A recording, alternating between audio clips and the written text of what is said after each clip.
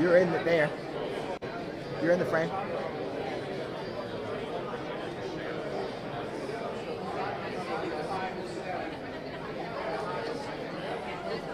Right there. Yeah.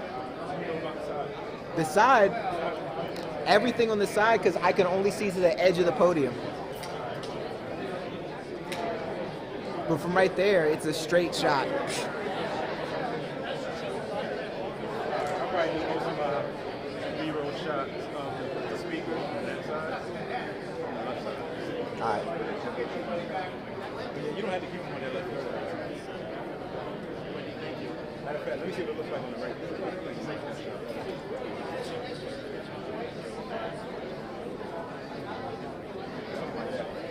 Right here.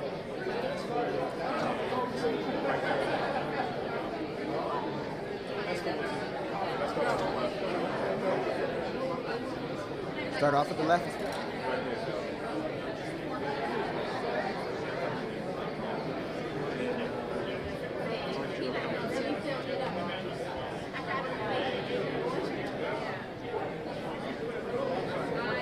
Matt.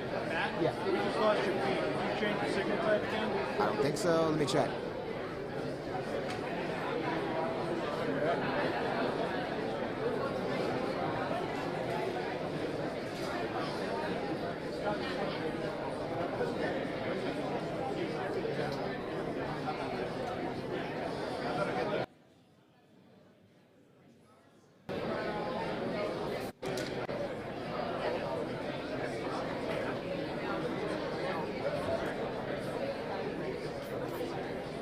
Good?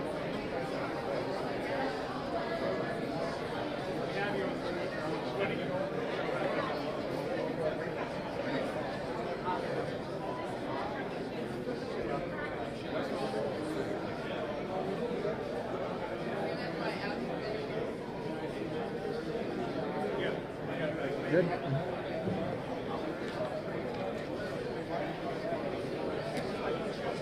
What was the, can you re-white balance again? No. When I switch batteries, it flipped everything back.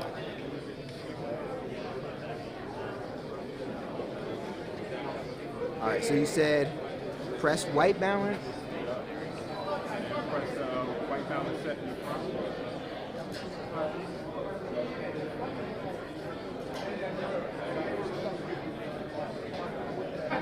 Nah, it's not working. Hold up.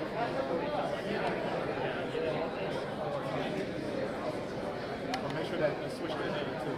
Huh? That white balance switch to A. That preset. Switch it to A. Press white balance. White balance set in the front. Yeah, nothing's happening.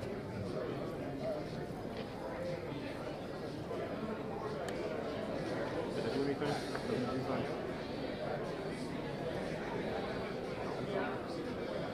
No. Hop up here real quick.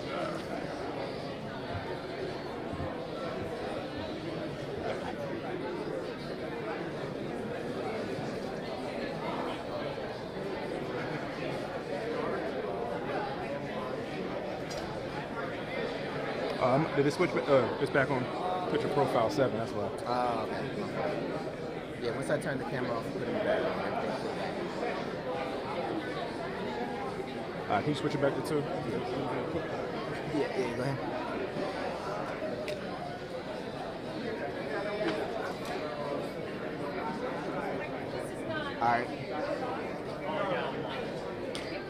All right, I'm there. Go ahead. You said what's the color profile? 20, white balance 2800. 28. Got it.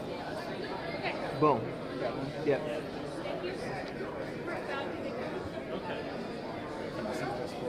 Yeah. Cool. What's the exposure looking like?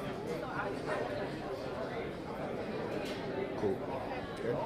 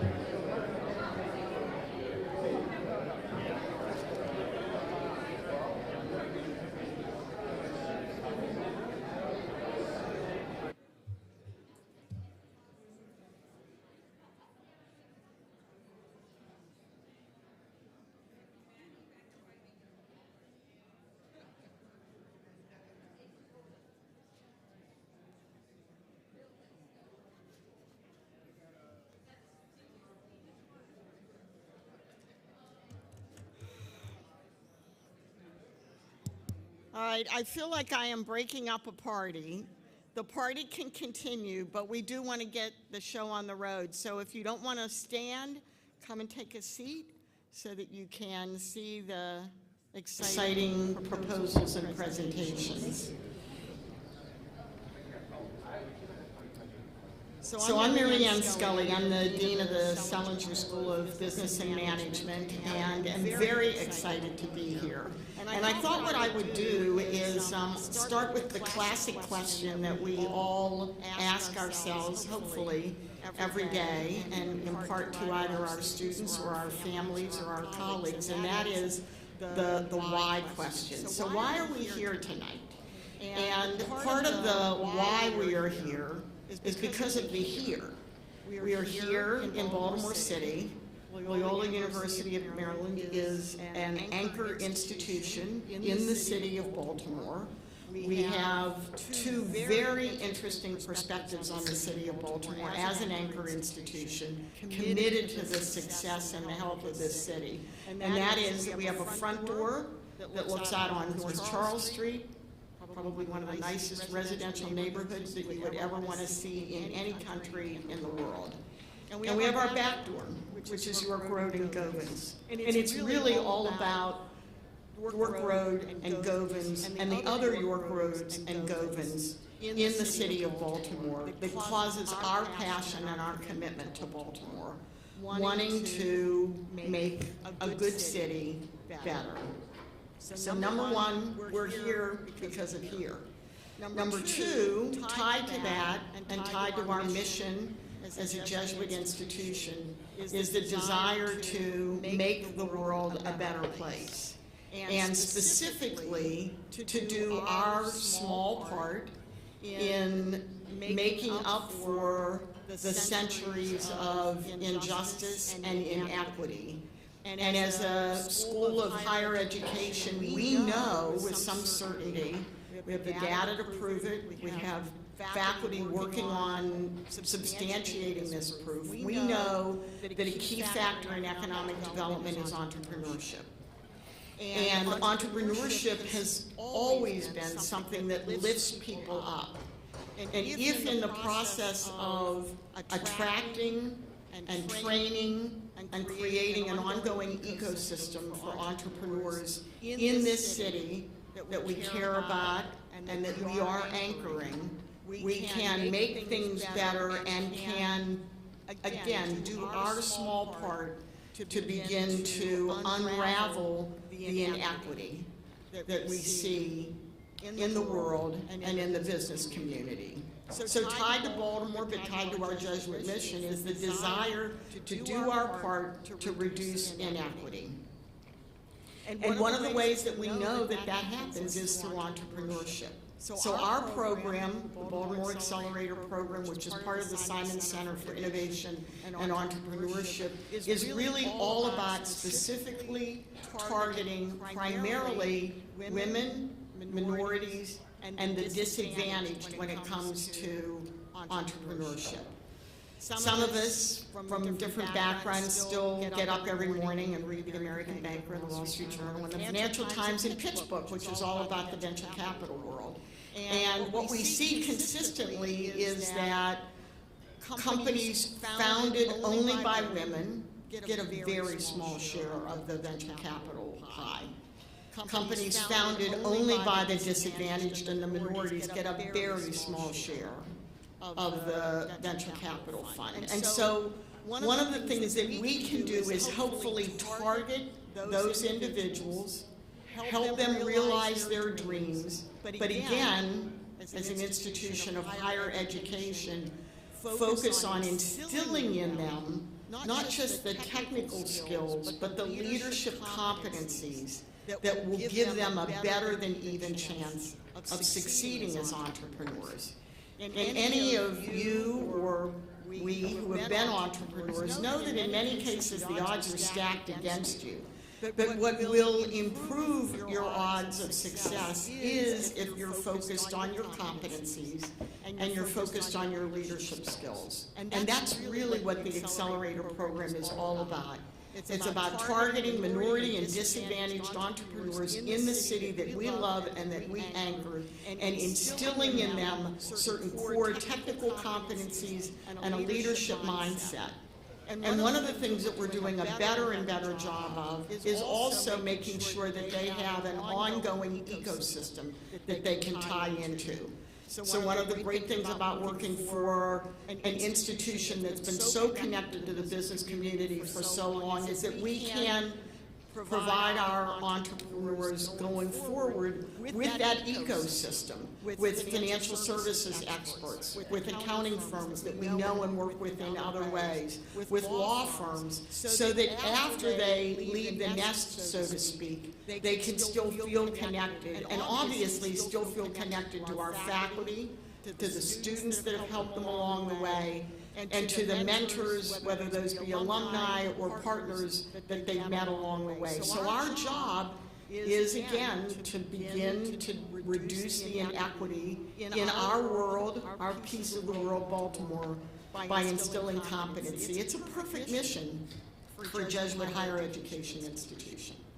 So you will see some exciting presentations tonight. I've had the pleasure of working with some of these emerging entrepreneurs in a couple of different ways, speaking to them about culture and my own journey and changing cultures and building cultures. I've had the pleasure of working with a couple of them in an angel investing mode where we're trying to teach our students the core capabilities of due diligence. Not just pie in the sky, you know, what's somebody's dream. How do you translate that dream into something that's fundable, and having our students develop those skills around due diligence, which is then something that helps some of our entrepreneurs. So it's very tangible, it's very tactical, it's all in service to a dream, and it's all in service to a mission, but it's tangible and tactical, and that's our job as educators. So you're going to hear these presentations tonight. We ask you, obviously, listen. We ask you to cheer at the appropriate moments. But we also are hoping that what you do when you leave this room tonight is that you can spread the aura of awareness, that this is something that Loyola is deeply engaged in through the Simon Center, through our Accelerator program, through this Baltipreneurs program that we're offering tonight. That's the first thing that we ask, and it's an easy ask, I think. Just spread this awareness.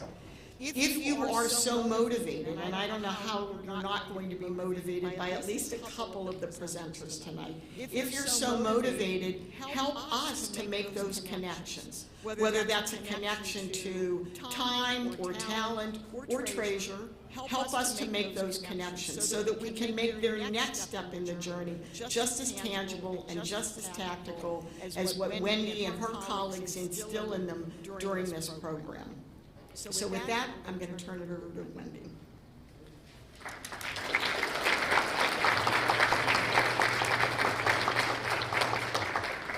Thank you so much, Dean Scully. It is so great to have you here leading us at the Accelerator School. We appreciate the welcome. Hi, everybody. I am so glad to be here with you tonight. Welcome. Thank you for being here. You have a great night in store. My name is Wendy Bulger. I'm the founding director for the Simon Center for Innovation and Entrepreneurship here on campus.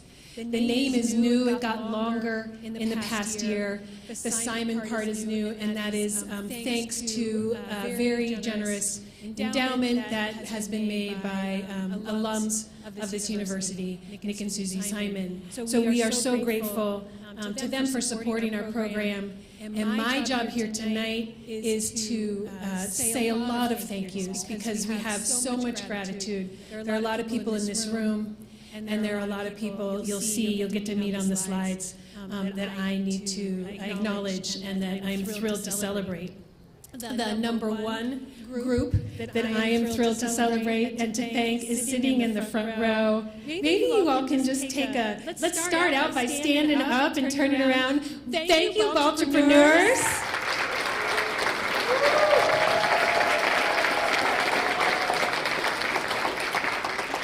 I want you all to feel the love. There is a lot of it in this room. These people worked so hard, and you're going to see it tonight. But it's also important for me to thank a lot of the folks, some of whom are more behind the scenes. So let's start by thanking our funders. A huge thanks to our new donors, the Raskob Foundation for Catholic Activities.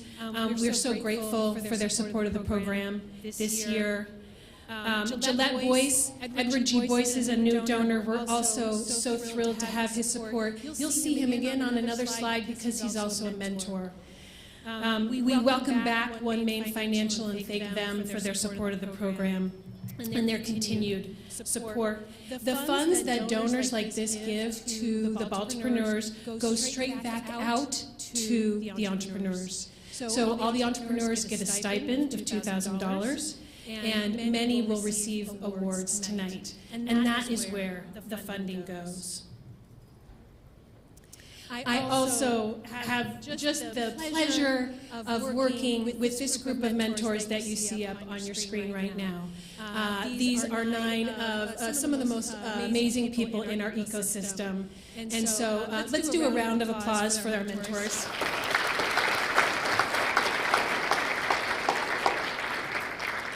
Many of them are here tonight. All of them devoted a large amount of time to the venture that they were assigned to. So, as you heard, Baltipreneurs receive stipends. They also receive one-on-one pitch coaching. Henry Mortimer is here. Yes, thank you, Henry. Okay, they get research support from our library. They get instruction from Loyola faculty members, from many of you who are in the room, experts from all across the city. They also, as you'll hear a little more later, get access to follow-on funding, project support from student teams. There's a lot we throw at them, is what I'm trying to tell you with this list. But the number one most influential thing we learn in the surveys, this is our 4th year, folks, with Baltipreneurs, so we are learning every year. We're getting better. And one thing we know is that we couldn't be any better with our mentors. As you can see, many of them are alums. Those are the folks who have a year after their name. Chris Hogg has a star after his name. That's because he's back for the 2nd year in a row. Amazing. Thank you, Chris. If you see Steve Lane, he has a P by his name. He's not an alum technically. He's a parent times 2. Anybody here who has a kid in college, you know that's a bigger commitment than even being an alum, right? So we're so grateful to all these folks. And you really, what you've done is making a huge difference to the ventures. There's another group who helps us so much. These are our reviewers. Most of them are back for, they've been back for multiple years. As you can see, we bring Baltipreneurs back because Baltipreneur alums, they know what it takes to be a Baltipreneur, okay? And you can tell a Baltipreneur because they are differentiated. They tell us in their applications what their secret sauce is, and they're able to articulate that. That's one of the things, that's one of the reasons we picked all you. Because you told us that. You also told us what you wanted to learn. So if you can tell me that, then I can help you learn that. All right? So that's one of the things that we also look for in Baltipreneurs. Also, Baltipreneurs have to have something that they teach. So each one of them also does a session in our program where they are sharing their own knowledge. So that's what we're looking for. These people help us find our Baltipreneurs, and we can't thank them enough for their help in reading. Sometimes we get over 80 applications. It is a very competitive program these days. So we really appreciate the help with the reading. And our instructors. These are the folks who come into our sessions and lead our sessions and impart so much knowledge. We couldn't do the program without them. You'll see that Gordon Feinblatt showed up very strong this year, and I know that I saw Abba here somewhere. Yes, so thank you so much to Gordon Feinblatt. They're new. Lots of folks, most of the rest of these folks have been coming all these 4 years and sharing. Some are alums. As you can see, again, we brought back last week, just last week, I think it was. We brought back Maritza, who's a Baltipreneur, and she helped us with some mindfulness to get ready for a situation like this where we're pitching. So we're so grateful to our instructors. We have a new group to thank this year, our classroom partners. This has been so exciting. Professor Malice is in the middle. We have worked with him from the beginning. He brings photography students to help with storytelling. He did it in a deeper way this year, and students were embedded with the Baltipreneur clients. Also, huge thanks to Professor Krahill, who I see right there, and also Professor Hoplamazian. They brought their students in huge numbers to team with the Baltipreneurs. They realized that there is no better teacher for their students than the folks here in the front row who are out there doing the work. So we're really excited to integrate the students. And there are a lot of students here today. Are you guys still here? Raise your hand if you're a Loyola student. Thank you for coming. Yes. All right, we're excited to have you here. I'm almost done with my thanks. As you guys can see, it takes a village, all right? There are a lot of people who help make this happen, and I want everybody to know what an amazing ecosystem we have. Right here are some more people who are helping keep this ecosystem together. TEDCO and MBIA have extended grants to our Baltipreneurs for the past several years, over $50,000 in grants. Also, they've partnered with Founder Track for the past 2 years. We've been in a pilot, and we get free access to the Founder Track software. A lot of the Baltipreneurs really got a lot out of that. Loyola Consulting Group, do I have any student consultants here? Yes, I do. Excellent. All right, this is a club on campus. They do amazing professional work and project work for our Baltipreneurs. All right. We mentioned the Loyola Angels Fund. If you were here last year, you know that last year we raised $250,000, all dedicated to invest in startups in Maryland run by entrepreneurs of color and women entrepreneurs. These are the students who are doing the work. Several of them are here tonight, and tomorrow night, on Wednesday nights, they study with Jay Nwachu, is our adjunct professor. Probably a lot of you know him. He's there in the photo on the left. And he is making sure these students make great investments in some Baltipreneur companies. 2 or 3 of them will get an investment this year. Okay.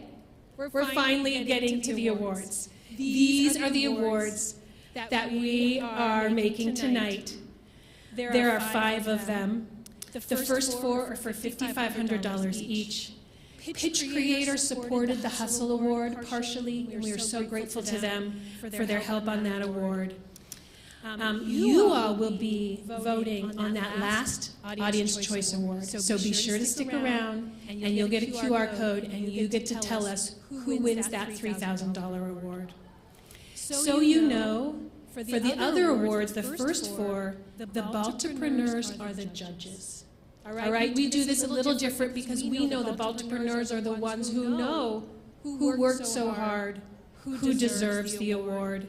Also, this is proven to be the best way to make an investment, so that they are actually the ones doing the due diligence, and the returns are going to be greater when you make a peer choice.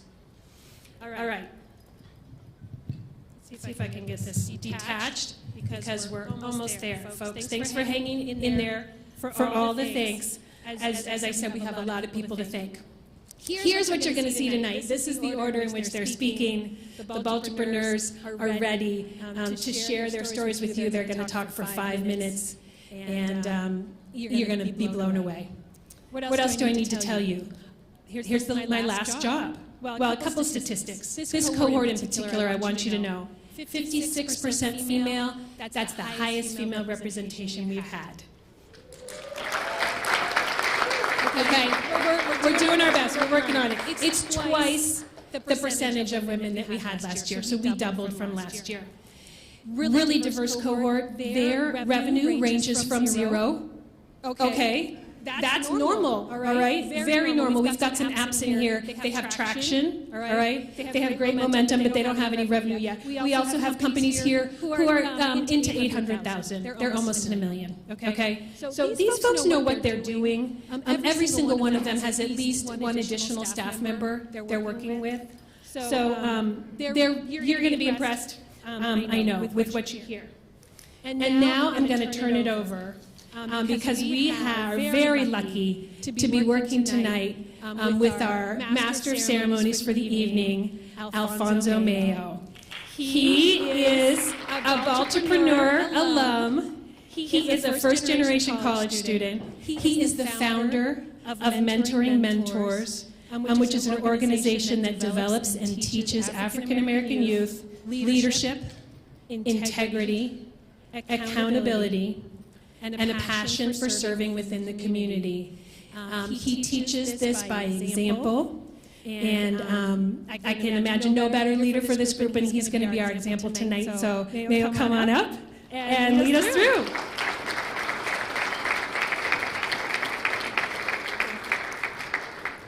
Thank you. So good evening, everyone. All right, so I'm just going to be very clear about what my job is tonight, okay? So my job is to make sure that you clap a lot louder than you clap for me, all right? Because to be honest, it's really hard to be an entrepreneur. And we have some really fine examples of people who are chasing after their dream. And I think at the very least, we can celebrate that. Is that okay? All right, but before we get started, I have to acknowledge this because it's a beautiful month. It is Women's History Month, right? And I wanted to acknowledge that. So, gentlemen, can we give it up for our women in the room, please?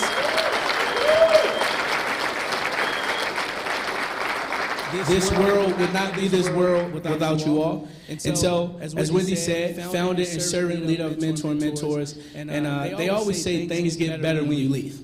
So, a few years ago, I didn't have this platform. I was actually behind my desk with a nice little bright light to show my face, and the awards got bigger as well. So congratulations to you guys. I believe they was giving us $20 gift cards, 15. I'm just joking. But I do want to encourage all of my Baltipreneurs. Welcome, because tonight is just not about your pitch, but it's also a graduation. You're now a Baltipreneur forever. And so just remember to take your time, but be you. They don't know what's going on, but you do. All right? And so I want us to always just remain encouraging. Even if you stumble, just do what you know, because it's your passion. All right? And so I am super proud to be presenting these Baltipreneurs and remind you, your job is to clap as loud as you possibly can.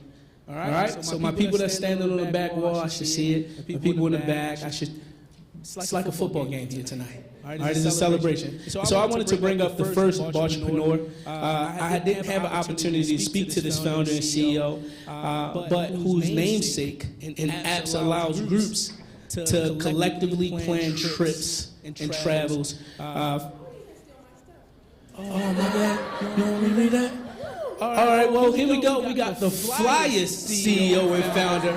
I'm sorry. The flyest CEO and founder, Miss Jen. Thank you.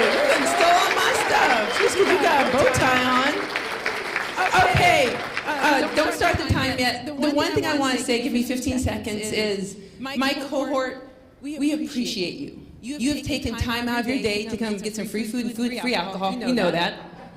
But we appreciate that you're taking time to come support us. So thank you. From the bottom of our hearts, we really appreciate that. Okay, fam.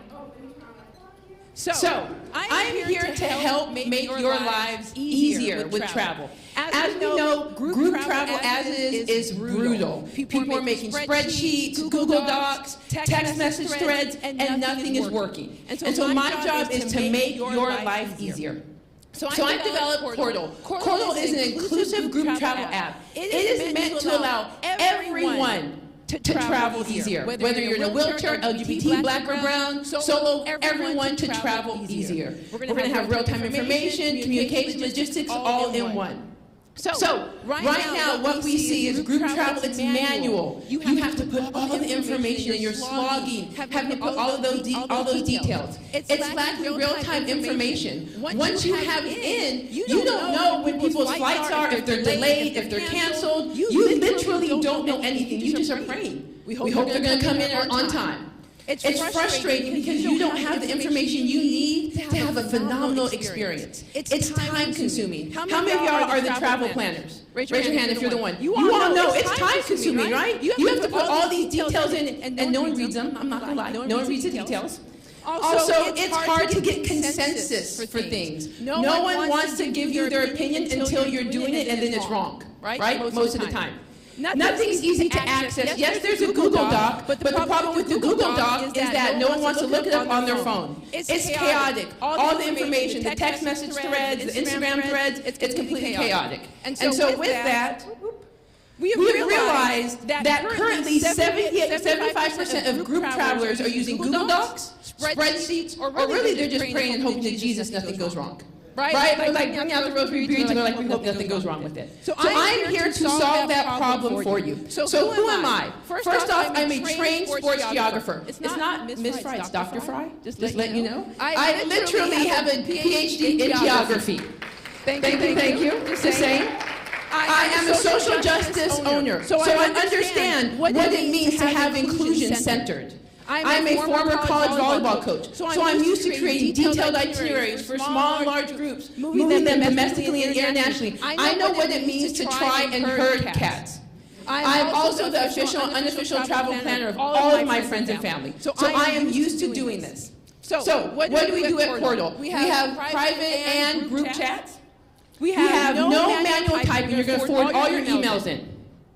You're going to have polling for food and activities. You're going to have the ability to ask for money. Listen, I paid for drinks. I want my money back. We're here to help you with that. You're going to be able to track the weather. You're going to be able to have access to Trip and Yelp, or TripAdvisor and Yelp. We're going to have a robust reminder system so you do not have to keep texting people and they ignore them. You're going to be able to store pictures. You're going to have a movable itinerary. We're going to do all of those cool things. So you're asking, who's our ideal client right now? So currently it is black women, 35 to 45. I know it's me in these pictures, so maybe it's just for me. Just going to say that. So we are also doing black women, like I said, 35 to 45 who enjoy traveling, who've traveled a lot but just don't want to deal with it anymore.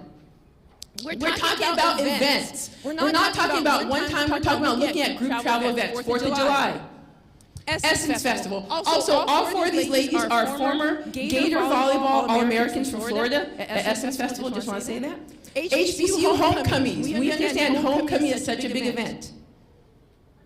Graduations, spring break, and family reunions. So we are here to help you with that stuff. I'm actually going to bypass Target. So how we make money is in-app advertising, commission, affiliate links. We're going to have a really robust B2B subscription service and premium listings. Right now, our current competitor who I want to fight is Google Docs. Because it's easy, collaborative, but everyone really doesn't like it. Traction that we have 72 people since we've opened up live here this March. We have interest from group travel companies, retreats, and over 100,000 committed for friends and family. So here's kind of what it looks like. And here's what my ask for you is, today, I want you to download it.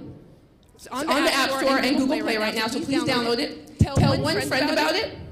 And connect me with 2 people. You're saying these are 2 people you need to meet. You have my information on every slide. Connect me with 2 people. So I just want to talk about the community. And I have about 30 seconds. The Baltipreneur community, these are my homies. This is the cohort. What Wendy has done, what Jennifer has done is create an amazing community of people that we can lean on, that we can talk to, that will help us out. This community has been fabulous for my development, for my soul. I just want to thank Wendy and Jennifer for what you have done for this community. I just love it, and I hope anyone else applies to it because it's so amazing. Thank you.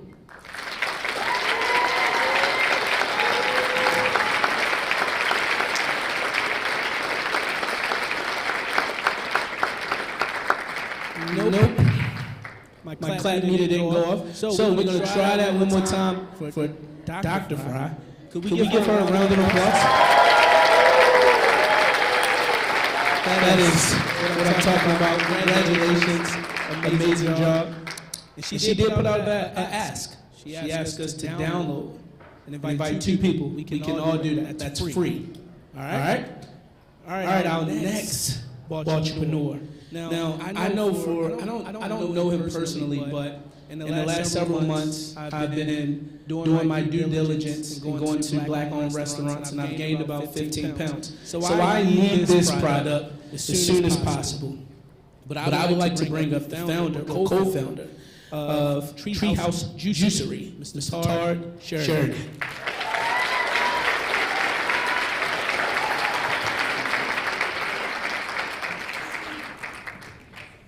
Testing.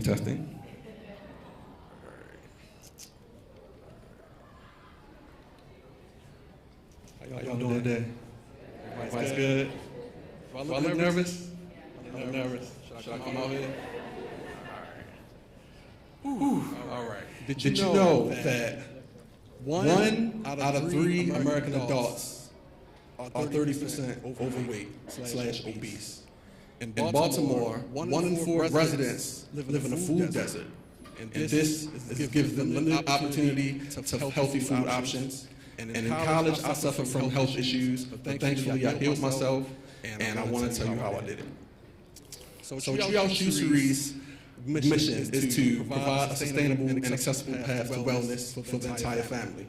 We've done this. We did this by creating juice that's all natural, with no water, sugar, or preservatives, and no worries. So me and my fiance started this back in 2016, and since then we've been in farmers markets, we've been selling to the government, and we've been doing a lot. But we want to show you how we did it. So the solution is to now bring a juice bar to strategic food, to a food desert strategically, making it healthy, convenient, and accessible. And we want to do it by focusing on the community. We want to open up our location as a hub for work study opportunities and employment. So right now, the beverage industry in the U.S. is it's $225 billion. And the cold press industry is $9 billion, and it's trending upward because cold press juice and people are becoming more health conscious.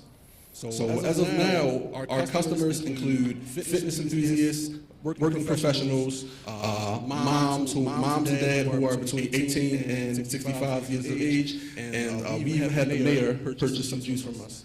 Now, our juices are sold at Vegan Soul Fest. We've been at the NSA, Made in Baltimore, Luna Gardens, and we've had customers like University of Maryland Medical Center, GoDaddy, Feastival, Impact Hub, and NCF. So the channels of distribution, how it works, is we make the juice at our shop, and then we distribute it at farmers markets, or we distribute it, we fulfill our orders online, and we also do events and catering.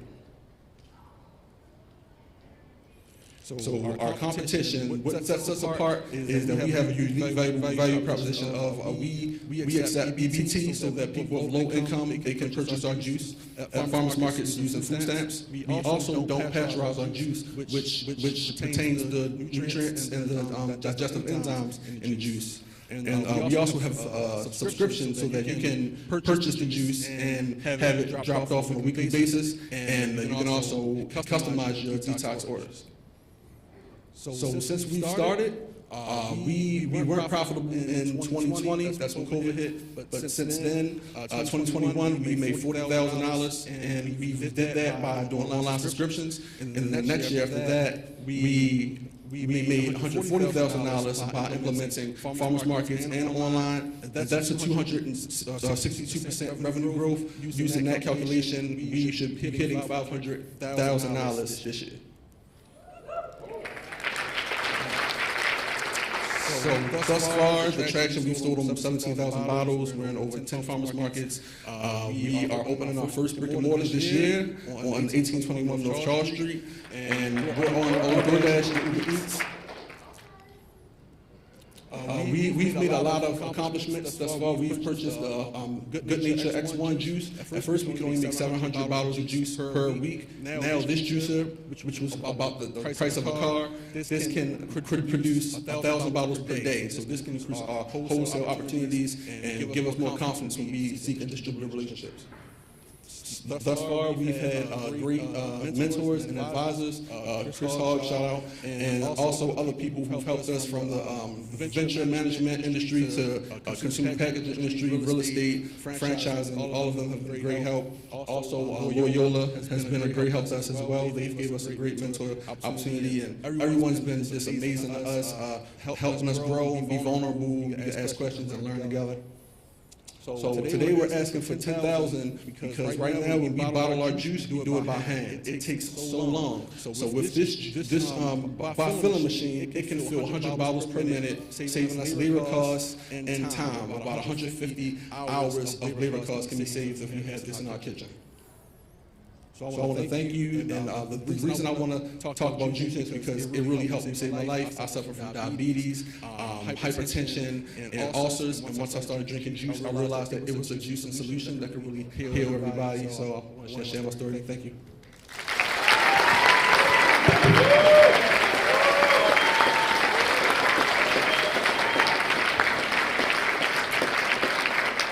Nope.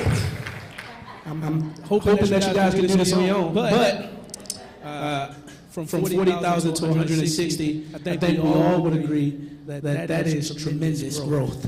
And to be projected at 500K, especially at these economic times, I think we can all agree that deserves a standing ovation. Would you agree? Let's do it. Come on. Congratulations, my guy. You did a phenomenal job. And again, I think we're going to be working together as I work my way down 30. So. All right. This next Baltipreneur I actually met prior to this event, and I thought she was phenomenal then, and I know she's phenomenal now. I don't know much about technology. It's not really my thing. But anytime anybody can bring you a solution where you don't have to leave your home, you don't have to leave your car, you don't have to leave your living room, and you can interact with the people you choose to, it's a great product. It's a great service. Because just like Amazon, it's going to meet you where you are. And so, please give it up for this amazing Baltipreneur, the CEO of Brick Rose Exchange, Bianca Jackson.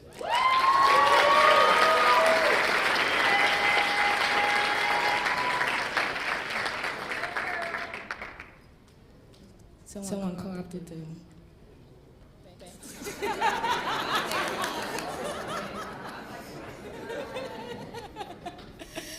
Oh, that was funny. Hey everybody, my name is Bianca Jackson, and I am probably the first Black woman on the planet to have led a team win a Pulitzer Prize winning virtual reality product. And so I mention that because that work that I did at USA Today as their project manager became the seed for the work that I'm now doing with Brick Rose Exchange. And so just really quickly, what you see right here, this image, is actually an image of a cigar lounge that we built in the metaverse to actually conduct client meetings. So feel free to scan, you'll see this code along the way, it'll take you to an email address. So getting started. So Brick Rose Exchange actually opened as an event space 8 months before the pandemic. And so like all over the world, people had a major issue. So $30 billion was lost around the world. And most events are used for marketing and sales. And so what did most people do? They went to Zoom. Now raise your hand if you absolutely hate Zoom at this point. We do too. And so that was one of the reasons why we went over Zoom and started having events in the metaverse. And so a lot of times when I present or I talk about this, many people can't see how the metaverse is going to be a thing. And it's very similar to how people viewed the internet 20 years ago. This is an actual article from December 5th, 2000, where many people thought the internet was going to be a fad. I see some people laughing in the audience. Yeah, they really thought it was going to be a fad. And so I just want to let you know that this is not a fad. This is the third iteration of the internet. So our solution, just really simply, I like to call this right here, Coachella in your backyard. So we built this actually for an internet radio startup company to have their artists actually perform. So we provide services, we actually help organizations plan their business for the metaverse, but then also do training. We've done training here in Baltimore City, upskilling artists and creatives who want to, figure out a way to bring their art and their work into the metaverse. So our market opportunity, we really started looking at virtual events, specifically media and entertainment events in the U.S. market, but then we overlaid that with the opportunity of the metaverse. So according to McKinsey, they're estimating that it will be $5 trillion by 2030. I don't know about you, I've never seen trillion, but I want a piece. And so This is our target market. We're primarily going after PR and brand agencies, and so we're actually working with one right now who represents Afrobeat artists in Nigeria, which I'm really excited about. And then we also work with corporate marketing departments. So our business model is this. We build spaces. We actually hold events for people, and we actually do business planning for those who are interested in being in the metaverse. We have a B2C, B2B, we do ads, and also have a subscription model. So our attraction. So I like to talk about this because this is what we've been able to do. I like to say last year we were in beta, kind of like this research mode. And so we've trained this many people. We've had over 1,000 people actually visit our virtual headquarters, had global events around the world where we've reached 5,000 people, and we've gotten so far as reaching people in South Africa, Rwanda, and Kenya. And so, besides all of that greatness, we surpassed 6 figures in revenue, and we're on track and executing a plan to hit $1 million this year. Yes.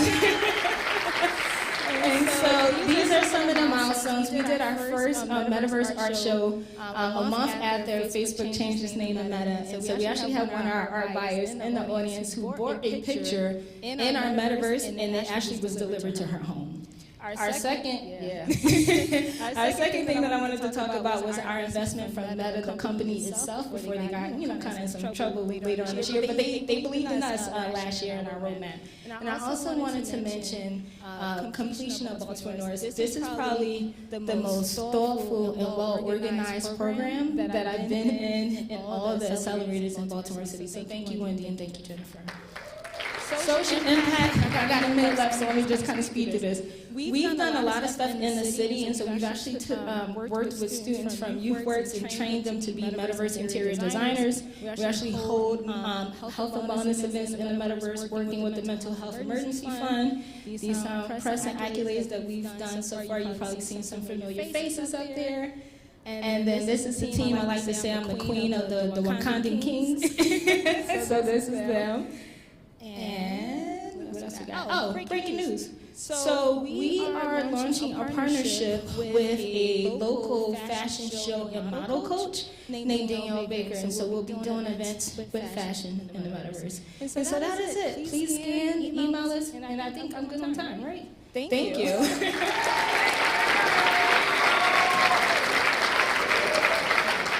She said 1 billion people. She said 1 billion. Can we get some more claps? So for all my students, I know you guys getting grades for being here. I'm going to report you to your teachers. You guys are not clapping. All right? So let's try this one more time, because that was Black Girl Magic at its best. Can we give her... I don't know much about the Metaverse, but it seems to be profitable. And it's led by someone like Miss Bianca, so I definitely appreciate that. All right. Our next Baltipreneur, I did have an opportunity to speak to in the back. I'm not sure about any of you all, but I like getting gifts that's on my wish list. Right? Like you ever, somebody show up at Christmas and you're like, I don't want this, so you re-gift it. Right? I'm famous for that. But this person is making a conscious effort to make sure that if you put something on your gift list, you can get it from a friend, from a community member, from anybody that's in your social network. And so I like to bring up Miss Nina Garrity of Get Gifted.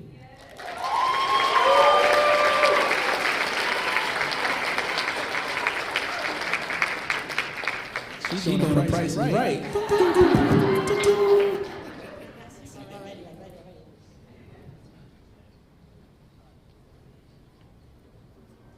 We actually learned how to do this last week. I recommend you give it a shot. So thank you for coming this evening. I am Nina Garrity. I'm the CEO of Get Gifted, and we are transforming the way you give gifts every single day of the year. So how did I come up with this idea? Well, every solution starts with a problem. And I sure had one. And the interesting part is, it's not just my problem, it's actually your problem as well. So here I was several years ago out in California visiting my niece Stella, and each morning getting her fresh blueberries from a local market. came back to Baltimore, sat in my office and thought, well, how am I going to get blueberries for Stella? There's no way I could do this because you can't Venmo a blueberry. You can't send it through the mail. So how is it going to solve this problem? So I had to do what most people resort to doing, is I had to leave my office and I had to go to a store. And I had to drive to Whole Foods. And I stood in front of the blueberries, and there they were, $4.85. I'll never forget this.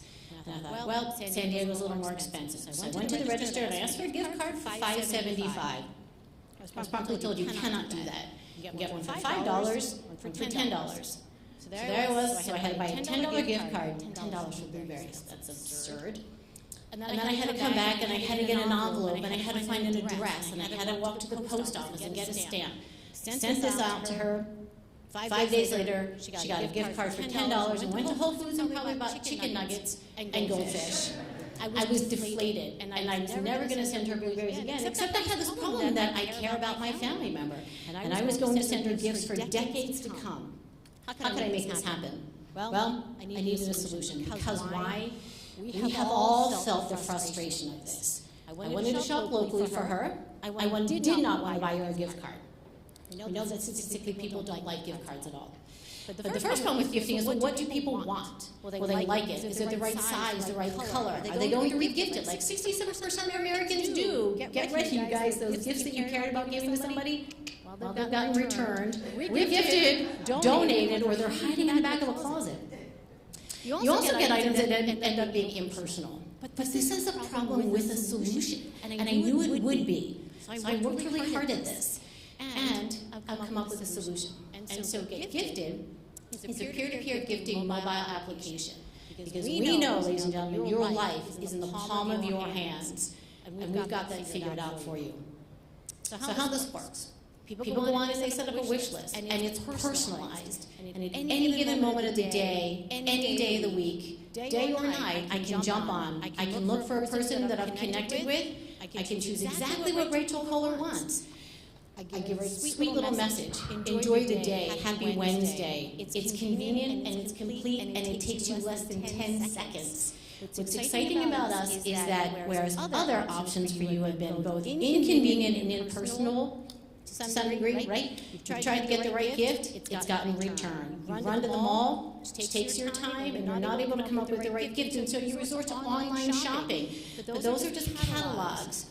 And you've limited your options, and the one thing you can't do is shop local on a catalog. You cannot get that person blueberries, ladies and gentlemen. So you send them money. One of the most impersonal gifts you could probably give. So whatever you Venmo somebody is going to pay for, as my college students tell me, beer or gas.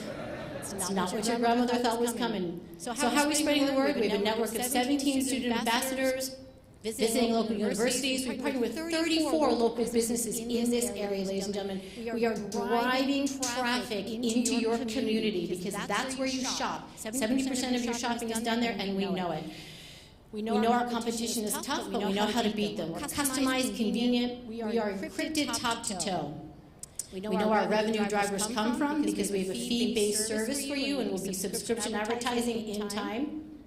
We have a tremendous market opportunity. We know that our number of growth will be outstanding because we're aiming to get just 8,500 people by this time next year, and we know that there are 280 million people available to us. Multiply those numbers out and you're good at math. How have we done this? We've done it through the Baltipreneurs program. We have grown our social media by 173% during our time here. New users, 23%. And we're going from here, ladies and gentlemen. We've just secured a spot as the gifting company for the global leadership team at Gore, and we are proud to say that we've done it. And how have we done this? Fast track, camaraderie, and a whole lot of work, ladies and gentlemen. These are some of the stores you'll be visiting. Put them on your app. Go give them business, and you too will get a juice from Treehouse Juicery like I just got from my son. Right? It's a big happy go. Thank you. Okay, we're learning. I see my students. Good job, students. You see? It only took us 1, 2, 3, 4. 4 attempts, but we finally got it. No, congratulations. Thank you so much. That is actually a smart idea. You ever give somebody a gift card, but you want it like $10 back? Problem solved. And you can put the taxes in there. I love it. All right. I had the pleasure of watching this Baltipreneur news segment. Literally, he is a brother, or co-founder with a brother, and he decided during COVID not to just sit around, but to do something different. He had some time on his hands, and he said, well, how could we become more marketable? How could we become more professional? How could we give people something that will really spice up their night? He is the founder and CEO of Los Hermanos Tequila, Mr. Dante Henson.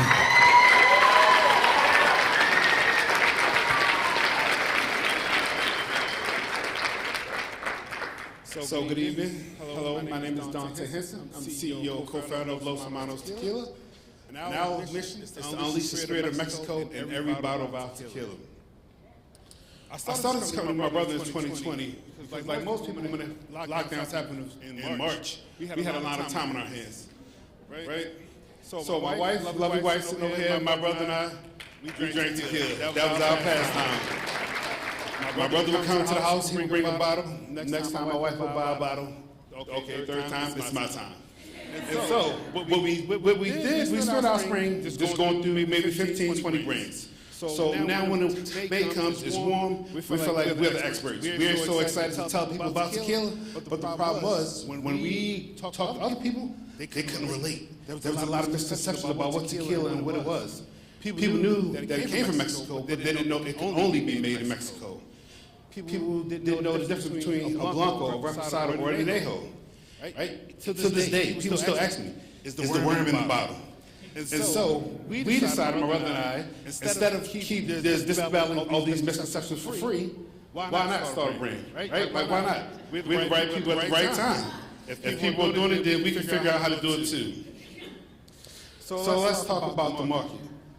Tequila is a $3 billion industry in the U.S. alone. 2019, it passed $3.3 billion, surpassing whiskey to become the #2 most valuable spirits category in the country. This year, tequila is on par to surpass with vodka to become the #1 most valuable spirit category in the country.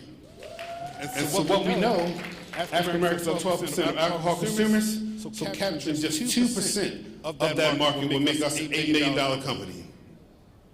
So let's talk about our tequilas. So in November of 2020, my brother and I, we took a 4-day trip down to Mexico. We got a crash course in tequila. So we're showing up, we're thinking we're experts, we know what we want. We got there, we promptly found out that we don't know anything. Right? But it was an awesome lesson that I wouldn't trade for the world. Because what we learned down there, it's not just about the juice, it's about the culture. The time that people spend together, the time that they take to savor the drink. Because for tequila to be made, the agave has to grow for 8 years. So for day in and day out, there are farmers in the field harvesting those agaves. Right? So I can tell you that we developed multiple award-winning tequilas, but that's not our secret sauce. I can tell you that you won't find a smooth tequila at this price point, but that's not our secret sauce. So what is our secret sauce? Shared experiences. What we know from science is that most people rate experiences that are shared, even with complete strangers, more valuable than if they had experienced them alone.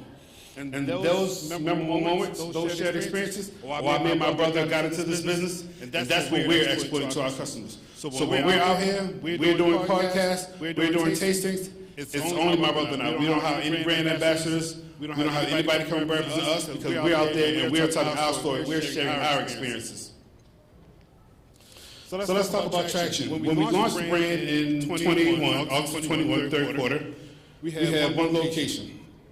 We did 40,000 in sales that year. Last year, we grossed 165,000 in sales. We're on track to hit 320,000 this year. So right now, Los Hermanos has distribution in 4 states, 240 locations in Maryland, DC, Delaware, and Georgia. So thank you.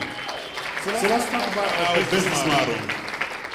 So for Los Hermanos, we partner with the most award-winning distillery in Mexico that produces tequila. We have an importer that gets the tequila across the border for us and warehouses it Our distributor picks it up, and they deliver it to the retail locations. So what's next for us? So luckily, I have the most awesome mentor that I can get from the Baltipreneurs program, Mr. Gillette Boyce, who helped me get to where I need to be. So we've landed our very first investor. And that investor has allowed us to launch our third expression in Anejo. And also in this class, I've met one of the very rare and very talented Baltipreneurs who introduced me to somebody hurting their work, who's building us a dashboard that can track all of our sales, saving me 3 albums a month or 36 hours per year. So this is our team, my brother and I. And thank you for your time. Tell a friend and tell a friend.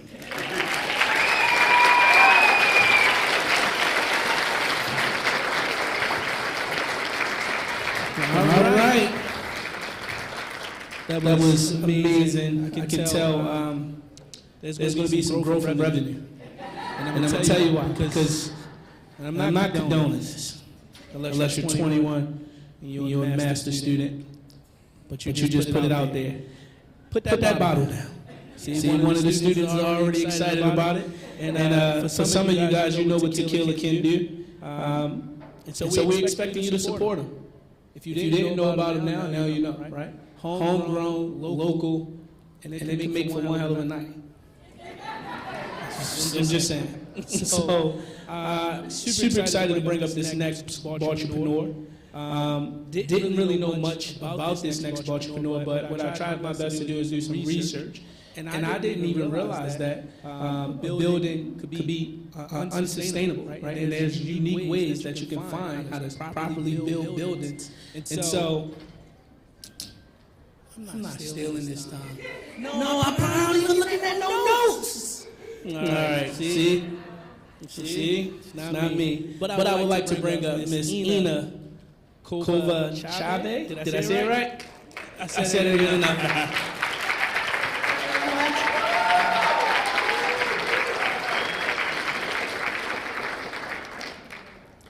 Hello.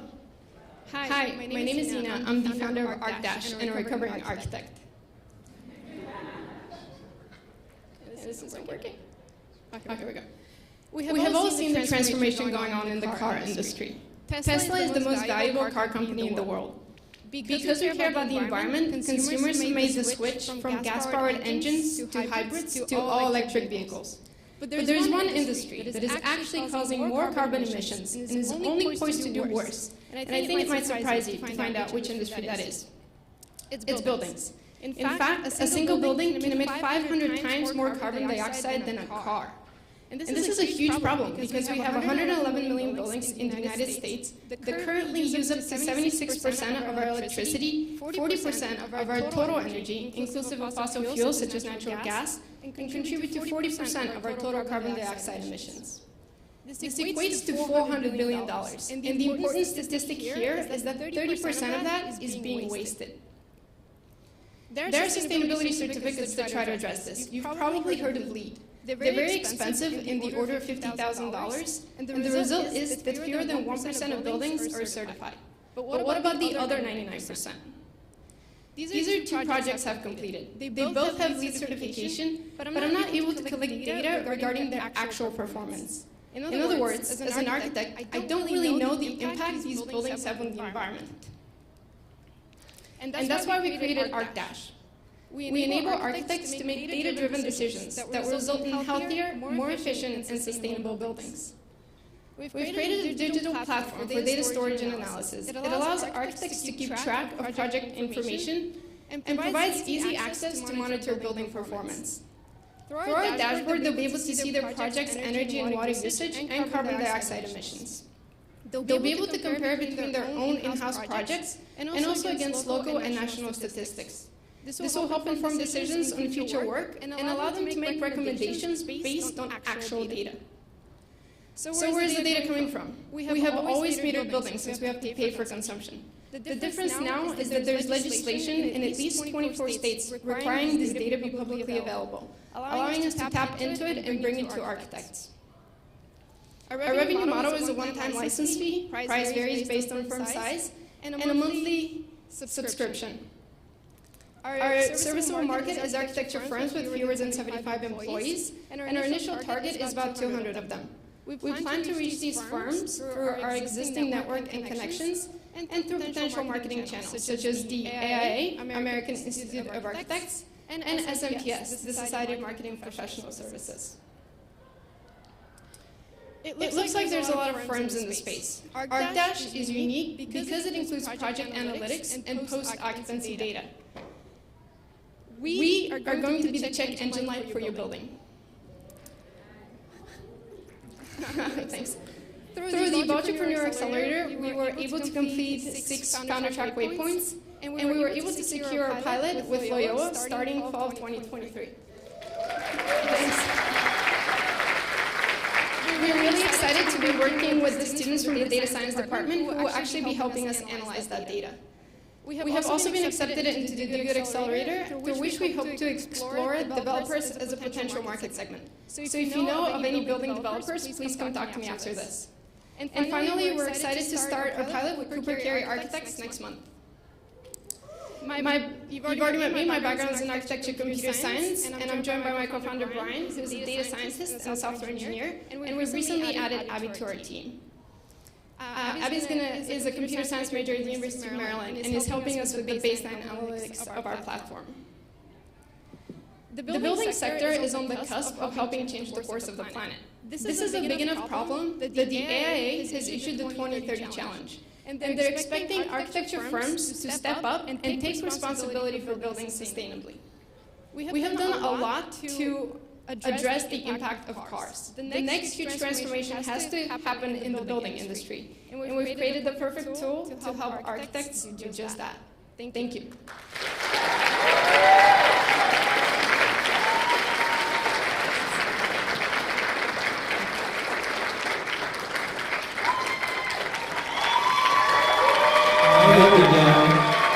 You guys did it. You are very smart, and that was very fluent. I really did appreciate that. And if anyone's in here, a counselor, as you heard Ina, she is a recovering architect, and she's looking for AA groups and counseling and help. So please see her after we're done. All right, this next Baltipreneur, we actually work in similar spaces. This guy is trying to transform the mind of young people, especially when it comes to STEM, and just nurturing minds. His business is actually, the name of his business is something that is probably his mission every day. And I can appreciate it. Just glancing at the name, I appreciate it. For future makers, I would like to bring up Mr. Matt Brian Holtz.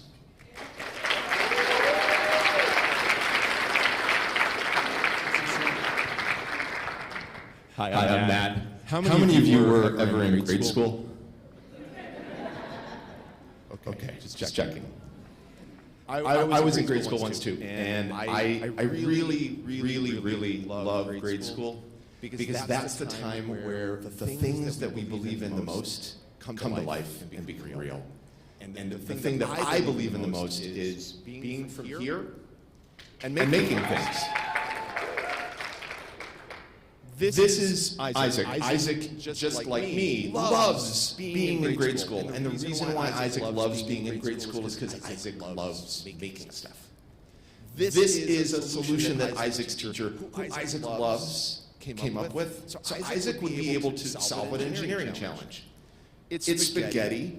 It's marshmallows. For those of you that have used spaghetti and marshmallows, at the end of the day, when you take them and try to put them in your backpack to take them home, it doesn't really work well. And that's a problem. Isaac came back to learning after a bit of time away from the classroom. And Isaac and Isaac's schoolmates have some big hurdles to get over. And Isaac's teacher really wants to make sure that Isaac and Isaac's classmates, and then if you sort of zoom out to all of the students in Maryland, and then zoom out to all of the students in the United States, have been really struggling. And at the bottom line, Isaac's teacher struggles too. They really want to make things that last and are formative. And this is a challenge because this is not something new. This has been going on for a long time. And now it's sort of worse. But I believe, and my team believes, that we have a solution in our students. And it starts with making things. I exist, and Future Makers exists to do this. We believe that playful hands-on learning is a simple way to solve an enormous challenge. We do this through manufacturing sparks. These are hands-on learning materials that are all about the social and emotional skills that you need in order to then solve the engineering problems that you sort of have to do as you go through elementary school and into middle and high school. We've had a lot of fun developing sparks because we've seen them do this. We've seen simple materials turn into really engaging ways for educators to successfully activate confidence, to see how things can be equitable and purposeful and belong to learners, not just conceptually, but physically. Everything that we design and everything we engineer is made to keep. We sell into organizations like these, all over the United States. And we sell them with purpose. We make them so they're accessible and affordable, and we also make them so we can do this in a sustainable way. We have a great community of buyers who come back to us again and again to make sure that their educators and learners are well supported. And most importantly, we've been able to serve a lot of learners in a very short period of time. I feel very, very, very grateful for the Baltipreneur program because we're able to sort of reflect on the success that we've had and then put it into the future. We're on track right now to do this, which is pretty huge if we just keep going at this pace. But what we're looking to do is this. We feel that our impact can be really significant. We know that we're going to be able to get there because we've got a huge opportunity in this. These resources are there. So we have some specific things that we're trying to do. And what we're looking for is ways of making connections with more schools, more districts, more organizations that might be interested in supporting this kind of work. Our team is super solid. We're really, really grateful that so many resources have been made available to us here at Loyola. It's astounding what this program has been able to bring. Our advisors are super solid, and our customers are really, really engaged. If you'd like to have some for yourself, go ahead and scan that QR right there. If you want to give them to family, friends, or more importantly, educators and organizations, please take a look. This will send a free pack to anyone you choose. Thanks a lot for the opportunity to share.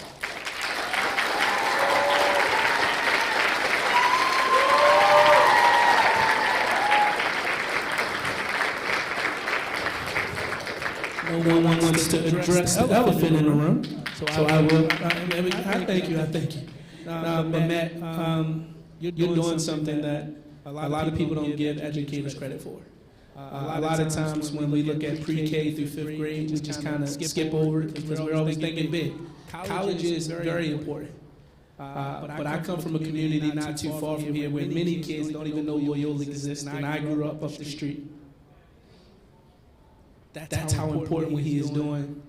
It's very important.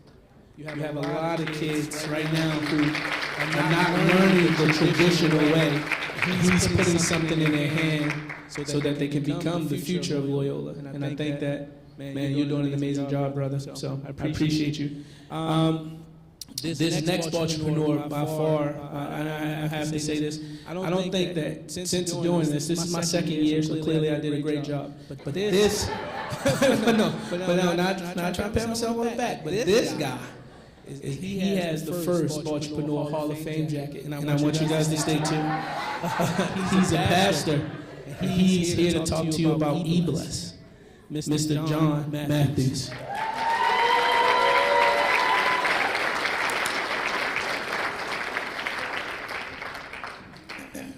So I'm gonna put this here. Now, I'm not going to preach a sermon. Just give me 1 second. So as I said, my name is John Matthews. I'm not bringing back the Temptations. I'm the CEO and founder of Profimos Innovation, and I'm the creator of the eBless app. But before we talk about the eBless app, I want to talk about something. There we go. That many of us probably know a lot about. How many here have ever given someone a gift card? Now, how many here has ever been given a gift card? All right, now this last question. How many here has ever lost a gift card?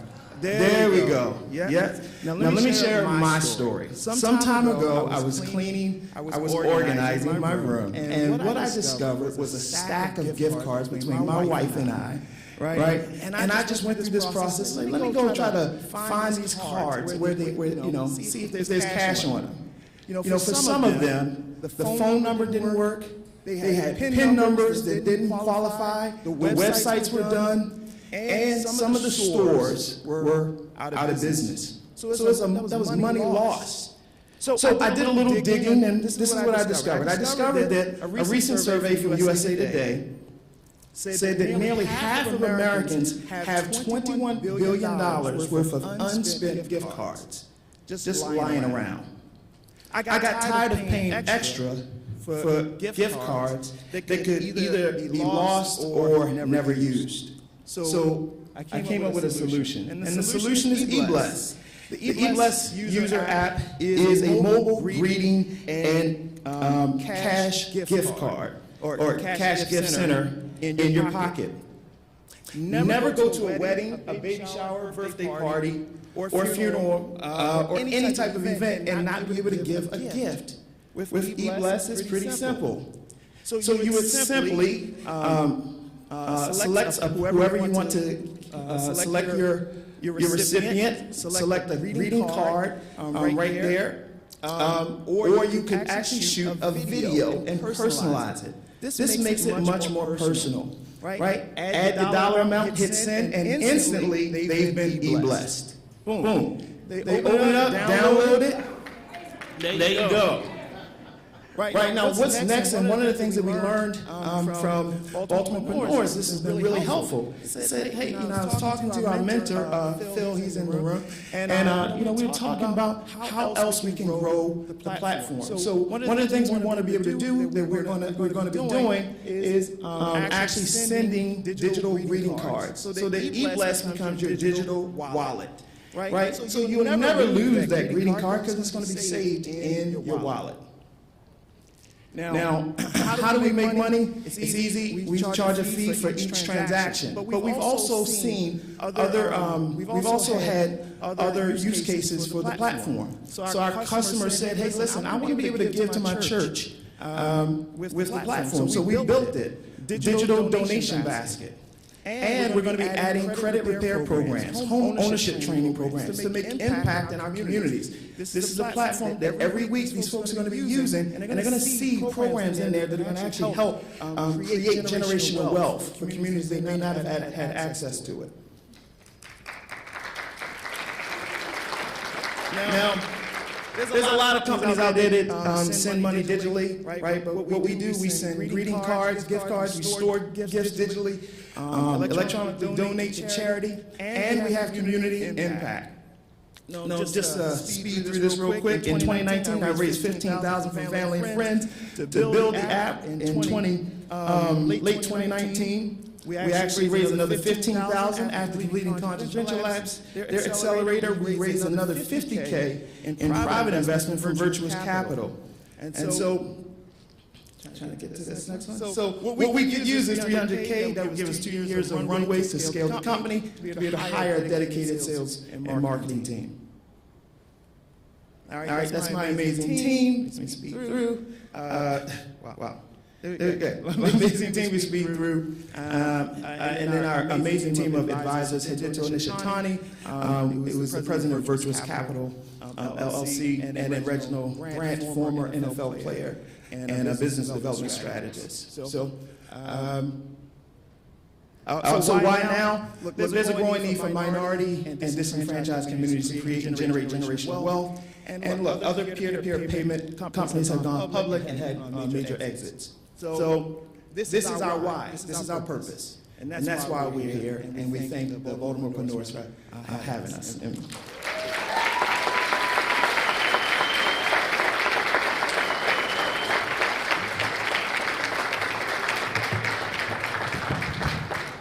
Right. Wonderful job. Can we give it one more time for his jacket, please? For his jacket. I don't know if you guys ever seen the 5 Heartbeats, but there's a scene where the old lead singer, he meets up with him in the alley. He rips off his jacket. That reminds me of that. But yours is better. Yours is better for sure. All right, and as we come down to the final Baltipreneur, I'm not sure about anyone in here, but when you're pursuing college, we all need money. And if you guys can remember, I know some of you, I'm scanning the room, some of you guys went to college when they only had one building and it was just one, you ate lunch in like a park or whatever. But now college is very, very expensive, and we're all looking to say, no, not old jokes. I love you guys. Because without you, this don't exist, right? So I would like to bring up the founder and CEO of BCU Money Guide, Miss Paula Dofat. Thank you. All right, good evening, everybody. Don't start my time yet, please. Wait. Before anything, I'm grateful. Don't care what happens, but y'all got to give it up for my money's green suit.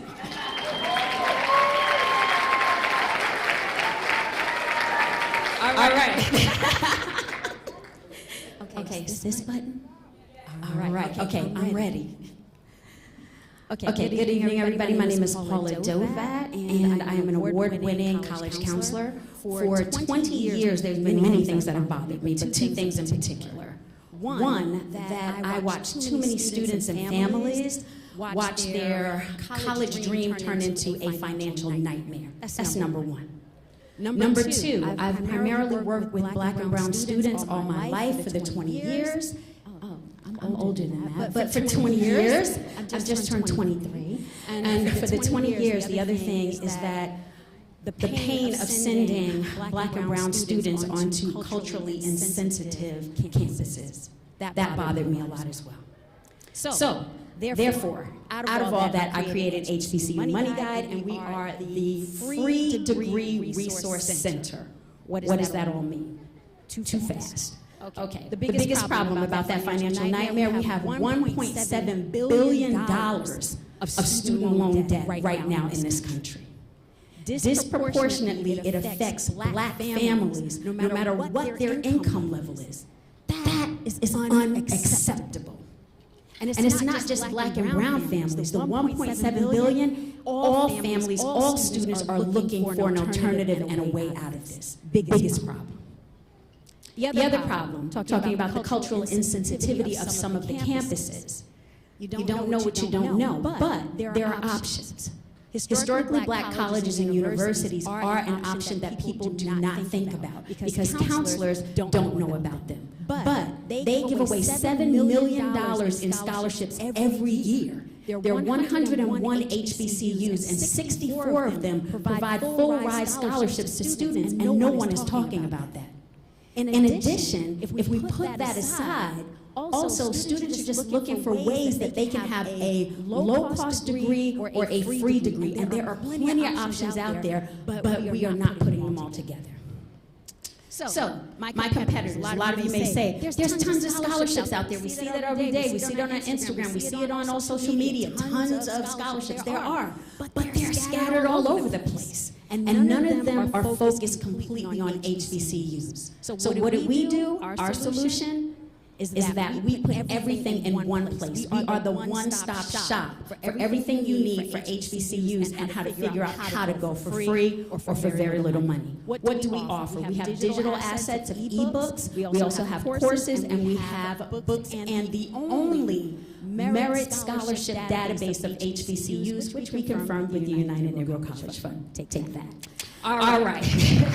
But In addition to that, with our courses, through Baltipreneurs, we actually did pivot. I want to stop 2 seconds. We did pivot because originally we just had the database. But now, as we pivoted, we have the book that goes with the database and also trainings. So this year, we were able to train at McDonough. They contracted with us to train their entire counseling staff about HBCUs. Also, they're bringing us back to speak to families and parents, and also they want us to co-counsel all the students who want to attend HBCUs. In addition to that, we also received a sponsorship from DTLR, Downtown Locker Room, and they have provided us with funds to go to 5 Black College Expos across the country, and we have been able to do 4 of the 5. Our next one will be April 1st in Chicago.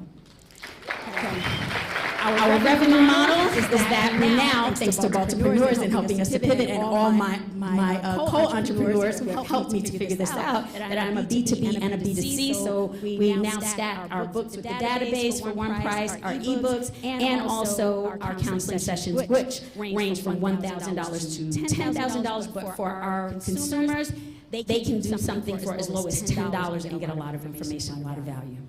All right, success stories. Does it work? It absolutely works. Look at these wonderful students who have gotten through school without paying. But I have even greater proof. My team, 2 people on my team, my sons, they did the program, and both of them actually went to school and did not pay. So I thank you, okay?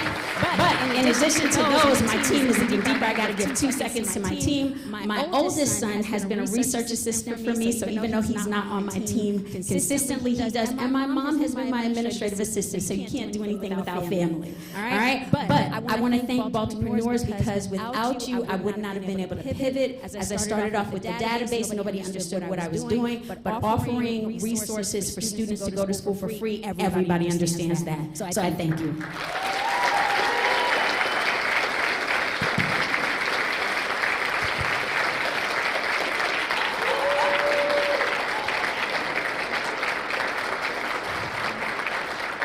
We can do better than that.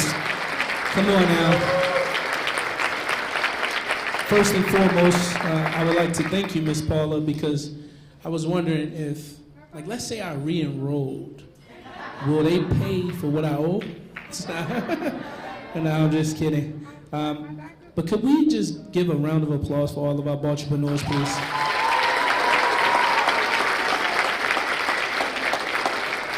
As a reminder, I just wanted to say again, welcome to the Baltipreneur family. You've completed your journey. Despite whatever outcomes they may be, you all are winners. I have to remind you of that. And I have to tell you, it's no doubt in my mind that the collective you need is the collective that you're sitting right next to. If you guys leave out of here and you don't help one another out, this was all for nothing. I have to remind you of that. The only way to do this thing is to collaborate. Oh, I see my kids in the back that came from program. What's up? You see my son? Yeah. Hey, we gonna get some of these scholarships. Yeah, we know Miss Paula now, right? And we gonna get, Daddy gonna get some juice, son. My son always say, fat belly. I'll be like, so it's all good though. But I really do hope you guys really take this and develop some lifetime friendships, some lifetime bonds, and help each other scale, because that's really what it's all about.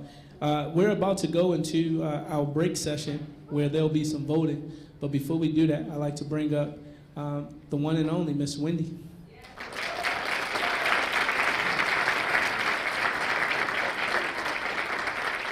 Thank you so much, Mayo. And let's give a round of applause to events who've supported us in putting this together tonight.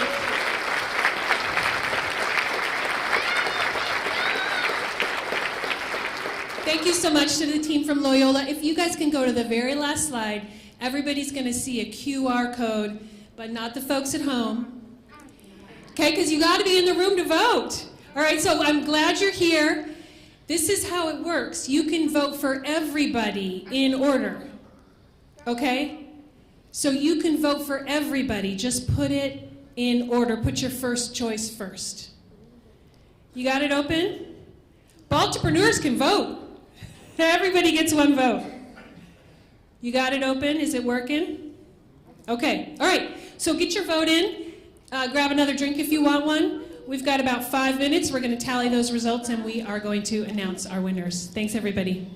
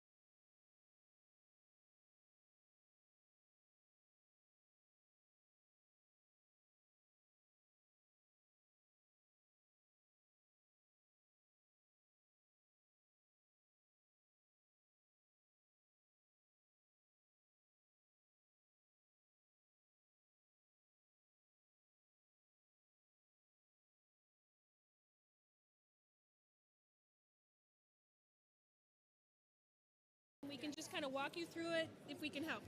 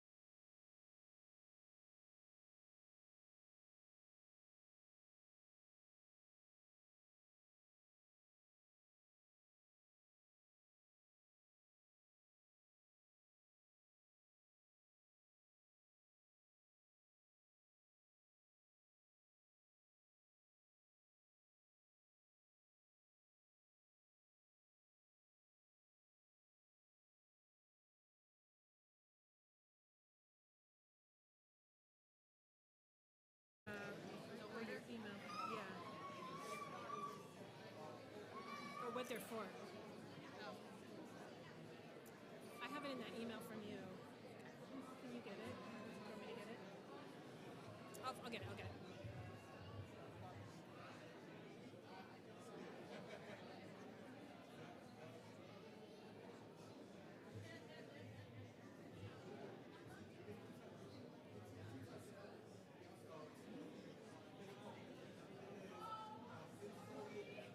Confirm for big checks. Okay.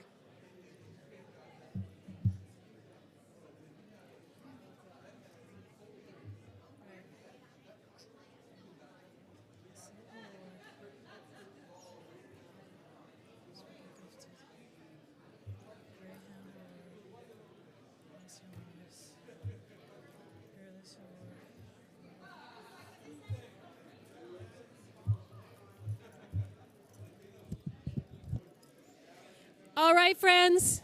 Is this on? Are we ready? We have some money to give away. Are you ready for this? I am excited to announce the Hustle Award. The first award is the Hustle Award for the Baltipreneur who achieved the most in the course of the program. You guys know what hustle is. We saw a lot of hustle in the course of the program. I have a check for the winner of the Hustle Award. She's not even listening to me. She's in the back of the room. She's talking. Get Gifted needs to come on up and receive her check for the Hustle Award. Oh, yeah. Oh, yeah. Congratulations.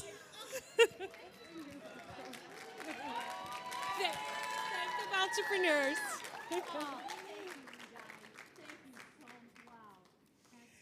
Okay, we have more. We have more. That's just the beginning. The next award is I want to do it in order. The Impact Award. The Impact Award for $5,500.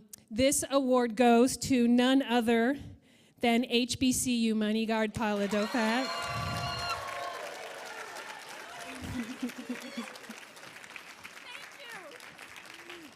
Thank you.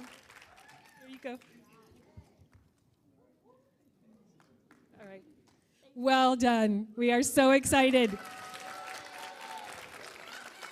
Big impact right there. Big impact. The next award, thank you, Jen, is the Peerless Award. This is a really special one. We are awarding $5,500 to the person who used the cohort, worked the cohort, gave to the cohort, got from the cohort. That award, again, where is she?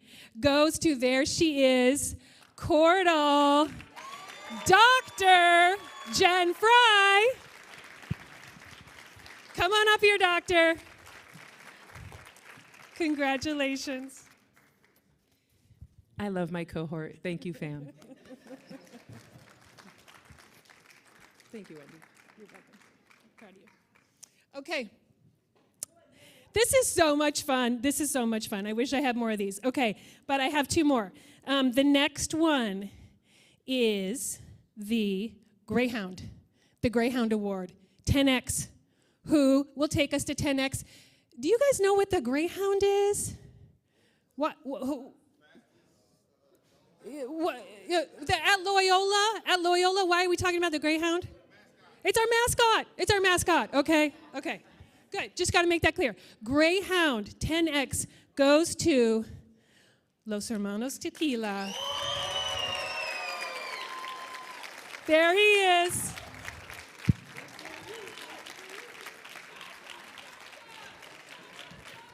Do this and I'll give you a hug.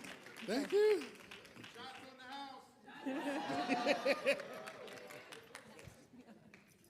All right, awesome. Okay, so audience, you had a chance to vote, remember? You just voted. The Audience Choice Award is our last award, and it's for $3,000, and it goes to a person who really, really deserves it. They all do. But tonight, this check is for Treehouse Juicery. Congratulations. Well done.